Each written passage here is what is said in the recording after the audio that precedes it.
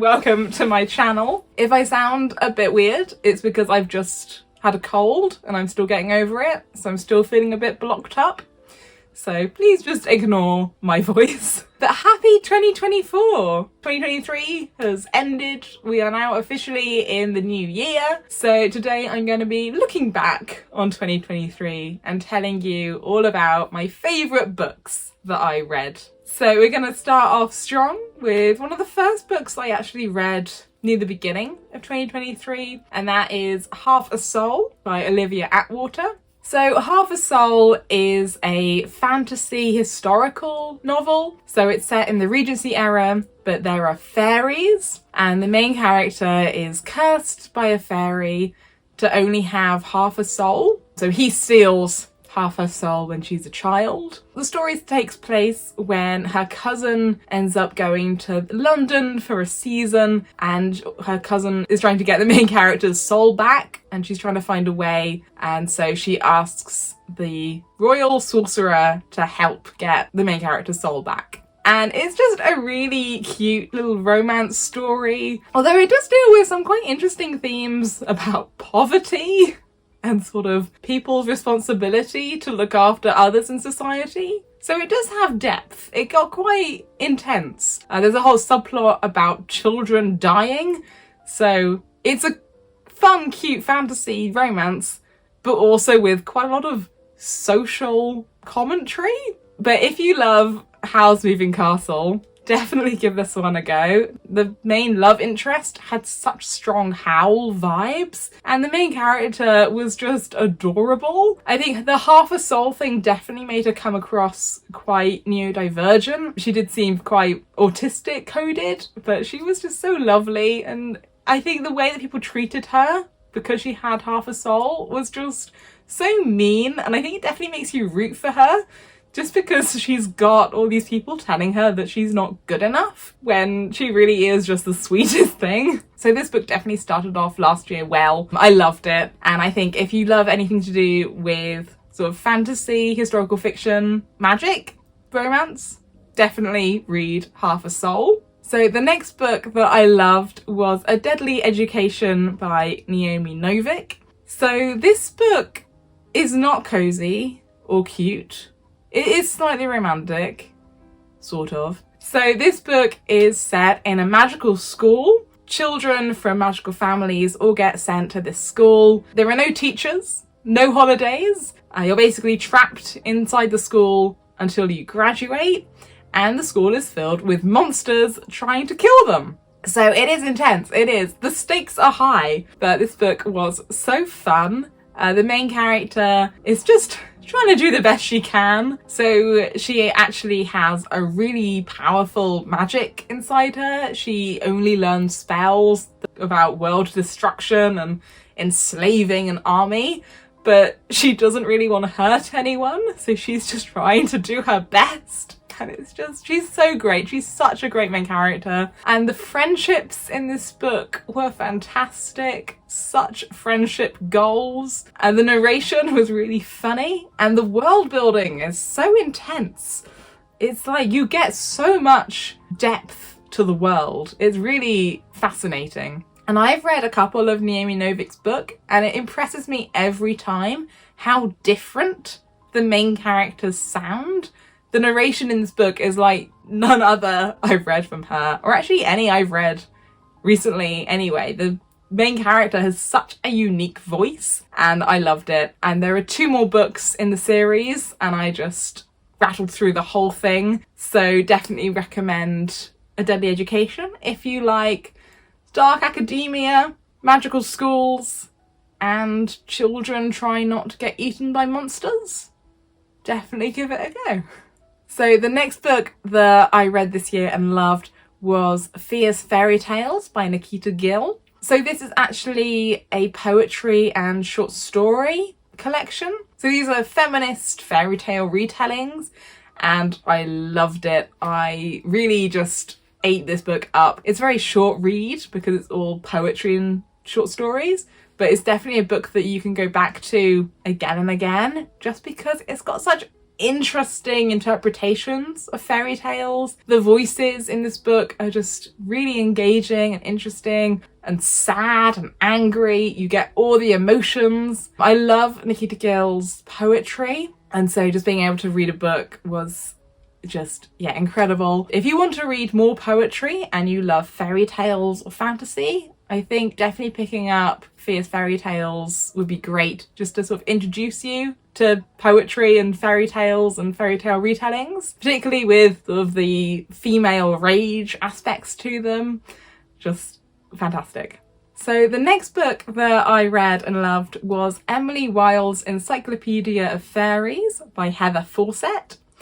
So this book had a lot of hype and it definitely lived up to it. I loved this book. It was definitely worth all the good reviews. Definitely, if you have a chance, pick this up. So again, it's historical fantasy. I think it's set in 1909, and the main character, Emily, is a Cambridge scholar who is writing an encyclopedia of fairies. And so she travels up, I think it's called the Far North. I think it's like Norway, I'm not sure. And she goes to this tiny village that's in the middle of nowhere. It's winter, there's snow and ice, and it's great. Everyone hates her, but it's fun. And she's trying to research all the fairies in this sort of town and the surrounding areas. And it's so good, it's so cute. Emily is such a great main character. So the book is written as sort of her diary entries. So she's keeping a journal while she's on her journey and while she's studying these fairies. And so you get to read her journal entries, which is just a really interesting way of telling the story. And I really did love that. And it's quite interesting because she's kind of a reliable narrator, but also you aren't actually seeing anything that's happening. You're only hearing about things from what she tells you. So I thought that was really interesting. And we do get other people writing in her journal. So you get to see their interpretation of events as well, which again kind of adds to it because you have to sort of piece together what's going on from what they're telling you.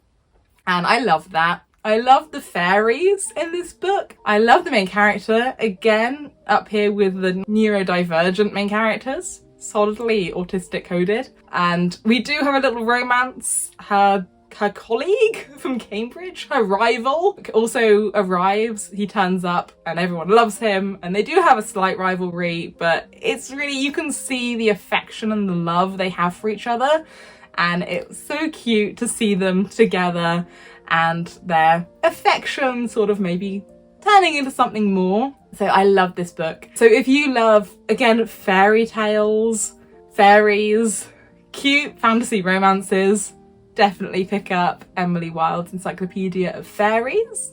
So the next book, again, we're going with like the fantasy romance, but this one I think is slightly darker. So this was Little Thieves by Margaret Owen, and this was solidly one of my favourite books that I read this year. I'm not actually giving you these in ranking, these are just the order in which I read them this year, but this would definitely be up the top. So this book is a fairy tale retelling of the Goose Girl, which is in the Brothers Grimm anthologies. So the story of the Goose Girl is basically a princess goes off to marry a prince, and while on the journey, her serving girl, her maid, basically takes her identity and pretends to be the princess, while the real princess becomes a goose girl. So that's the fairy tale it's based on. I don't think you need to really understand or know the fairy tale in order to enjoy the book. I think it very much does stand on its own. There is a sequel. I think maybe it might be one of a trilogy, but when you're reading it, it definitely feels like a standalone book. And I haven't read the sequel. I just read the first one and was very happy with how it ended. So this book, the plot was great, the world was fantastic, and the characters were amazing.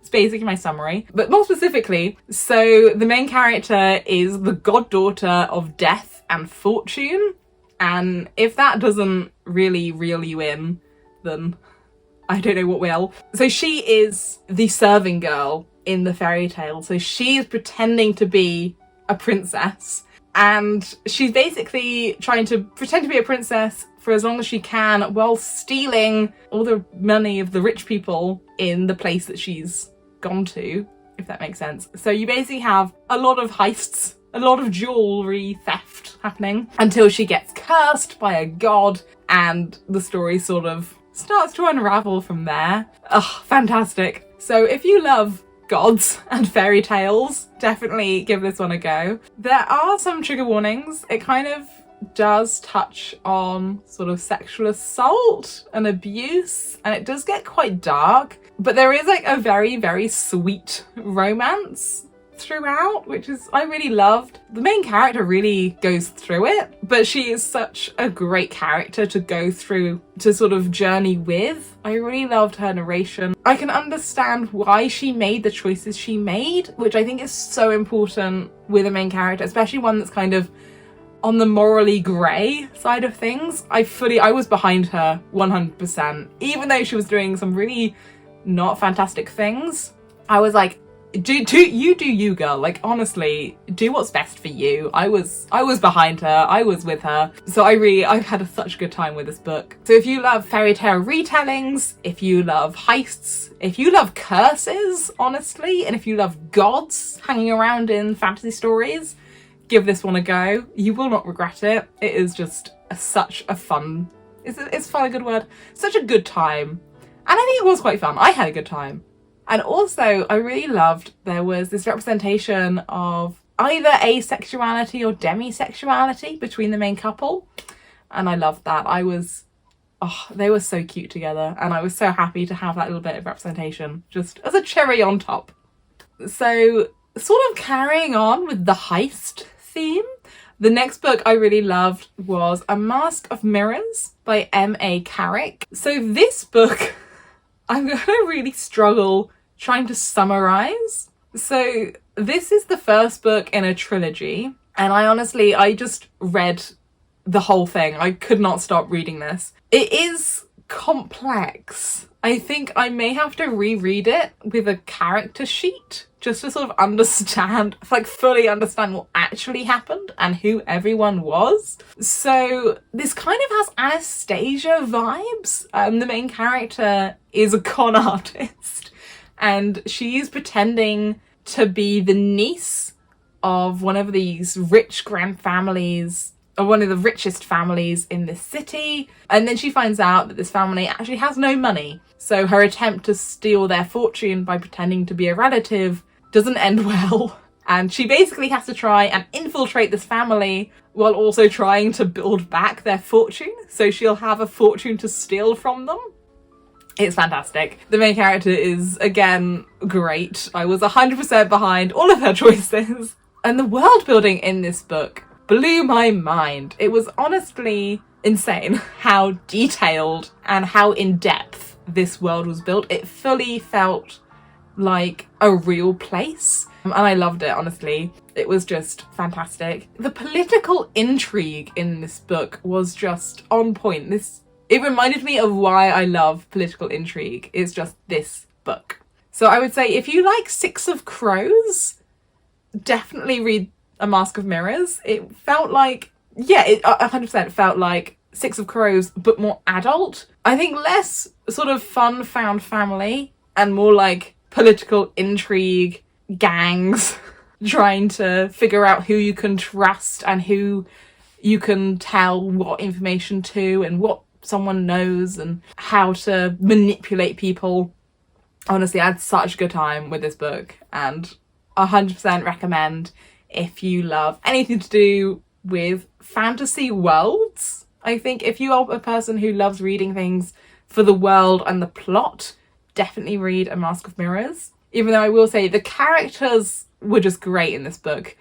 Again, they're just so in-depth. I was rooting for so many different people. Honestly, I could not tell you what was going to happen next at any point throughout this book. Whenever I thought I knew I could predict the next part of the plot, something else, it completely changed, and I was stuck thinking, well, I have no idea what's going to happen. So I think if you like reading predictable books, don't read this, because I was reading the last book, I was reading it thinking it could end in any way, and I would not be able to predict how it would end. And I did not predict how it would end. The ending was not what I thought it would be. So there you go.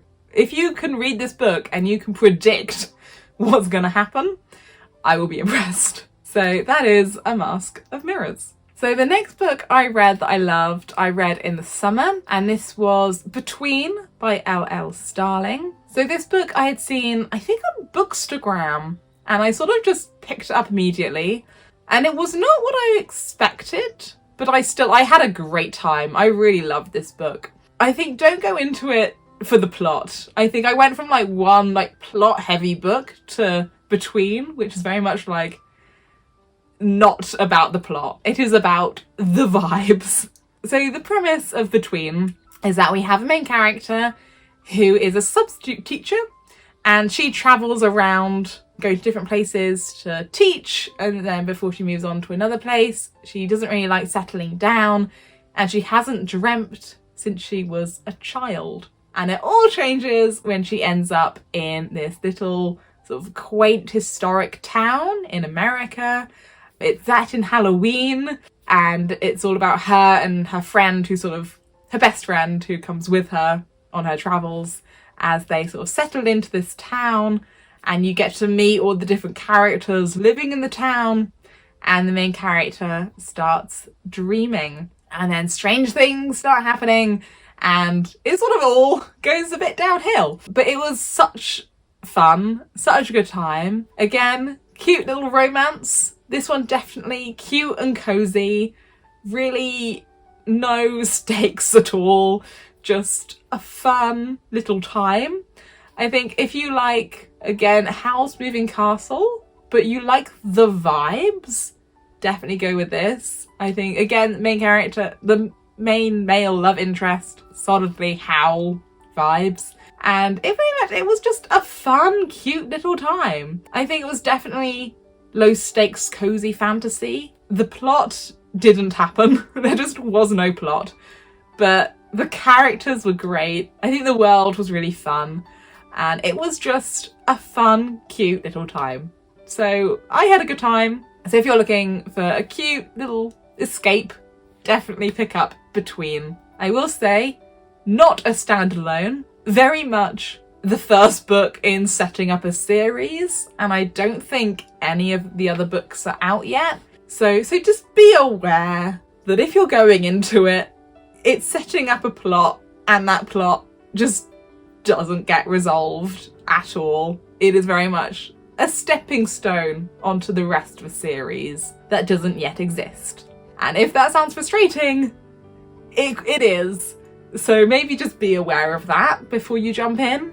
But it was such a great time. The next book on my list is Legendborn by Tracy Dion. So this book, I just found it really interesting. So it's a YA. It's set in our world, but there's fantasy. The magic system is kind of based on Arthurian legend, which was really interesting. And I don't think I knew that before I started.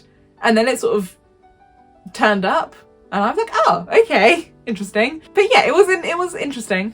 But overall, I think I have some nitpicks. This is on the list of favourites because I did love it. I will say it is YA, and it does have some tropes that I'm not a fan of, particularly the love triangle.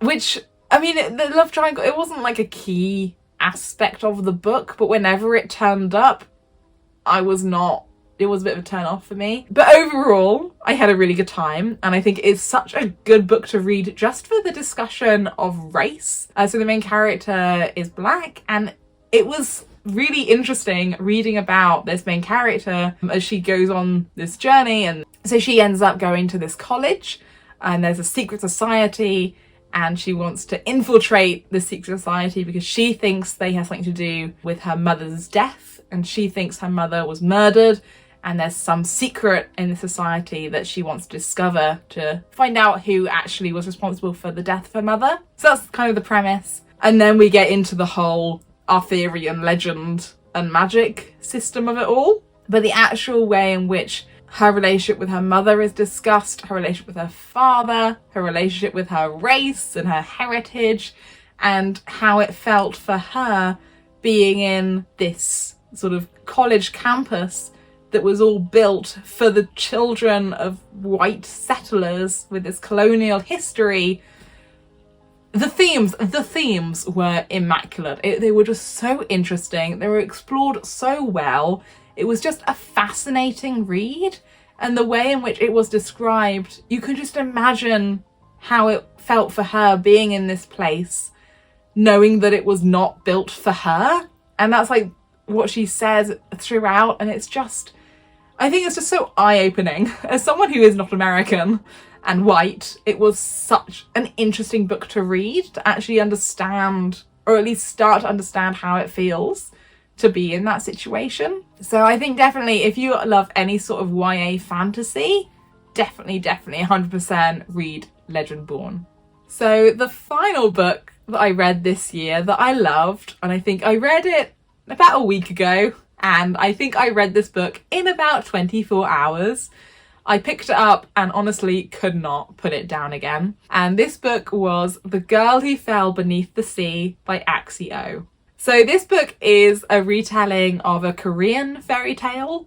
Again, what we're learning from this video is that I just loved all of the fairy tale retellings I read this year. I think probably all of them that I read are on this list, and I was here for it. I loved that for me this year. But The Girl Who Fell Beneath the Sea, so it's based on a Korean fairy tale. The main character is from a seaside village, and whenever they have these huge storms, the only way to end them is to send a girl out to sea, and who is a sacrifice and becomes the bride of the sea god. So the main character, for plot reasons, ends up taking the place of the girl who's supposed to be the bride of the sea god, and she herself jumps into the sea and goes into the kingdom of the sea god, becomes his bride, and the plot sort of goes on from there. Honestly, fantastic. It was just so... I think once I started reading, I was in. I could not put this down. I think it has such strong Spirited Away vibes. Like, Studio Ghibli basically was just what this book was, and I loved it. I was just invested. So I won't tell you too much about the plot, just because it is quite insane and crazy and just wild what happens. It is, saying that, it is quite predictable. It is very much YA, and at times it did feel like that, and I very much knew from quite early on how it was going to go, and it very much did. But that didn't stop me enjoying it. I think even when like the plot twists happened, and I was sitting there reading it being like, yes, we knew this. That is not a plot twist. That's just what the plot is. Like, we knew that was going to happen. I was still gasping. I was still like, oh, it was that. And I think, yeah, I enjoyed it. I really loved this. Yeah, it was just crazy, I think, the things that happened. But it really is one of those books where it just keeps you on your toes. Things start happening and they don't stop happening. And it just is insane. And I just was really in the mood for some completely crazy, unhinged YA fantasy. And that is what this was. And I loved it. So yeah, if you are looking also for some crazy, unhinged fairy tale retelling YA fantasy, definitely 100% recommend The Girl Who Fell Beneath the Sea. Because also, the cover of this book is just fantastic. And I think this is one of those times where you can definitely judge a book by its cover, because that cover is just perfect. Those were all of the books that I loved in 2023. Do let me know what your favourite books of 2023 were. So if you read any of the books that I read, do let me know and tell me your thoughts. If you would like to leave a comment but you don't know what to say, then leave a little firework emoji for the new year. So my next video will be all of the books that I'm excited to read in 2024. So make sure you're subscribed so you don't miss that video. So thank you very much for watching if you're still with me, and I will see you next week with another video. So happy 2024, and I'll see you next time.